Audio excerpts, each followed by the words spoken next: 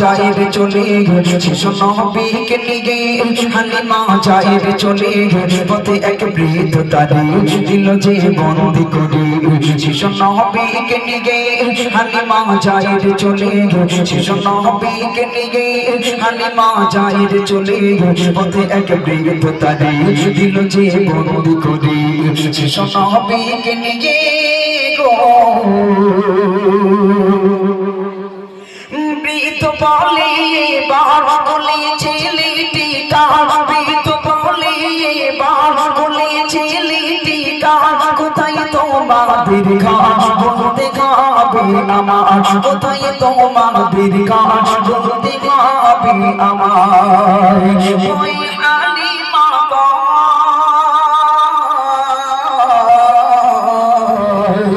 ওই হালিমা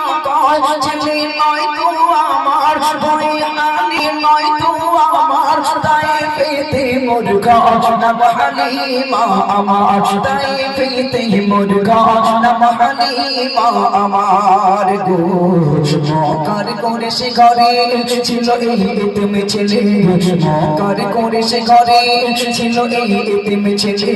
বিলাতে দুঃখ তো তারে নিয়ে এলাম সঙ্গী করে বিলাতে দুঃখ তো তারে নিয়ে এলাম সঙ্গী করে শিশু নবীকে নিয়ে হালিমা যায় রে চলে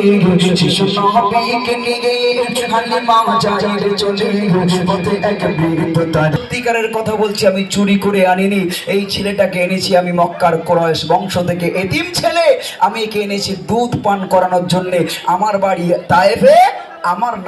নাম শুনেছে মক্কার কুরাইশ বংশের নাম শুনেছে বৃদ্ধ লোকটি বলল মেয়ে এখানে একটু দাঁড়াও আমি 1 মিনিট যাবো আর আসবো যে বৃদ্ধ 150 বছর বয়স হাঁটতে চলতে পারে না সে এক দৌড়ে ঘরের ভিতরে চলে গেল সেই পাহাড়ের গুহার গর্ত থেকে ছেঁড়া ফাটা বই হালিমার সামনে দিয়ে খুলে দিয়ে ঝরঝর করে কাঁদছে আর বলছে সত্যিকারের মেয়ে বলো না তোমার নাম হালিমা তো বলে বিশ্বাস করো না আমার নাম হালিমা আমার বাড়ি তায়েফে আর এই ছেলেটাকে এনেছি মক্কার কুরাইশ বংশ থেকে তখন সেই বৃদ্ধ লোকটি সেই ছেঁড়া ফাটা বই বার করে কি বলছে কবি লিখছে শুনুন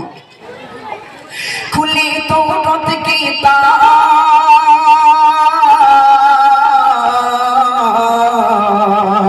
খুলি তো রত কি তাব বৃদ্ধ গায় কত বা খুলি তো রত কি তাব বৃদ্ধ গায় কত বা বলিন না মা হযরত মোগাম্মা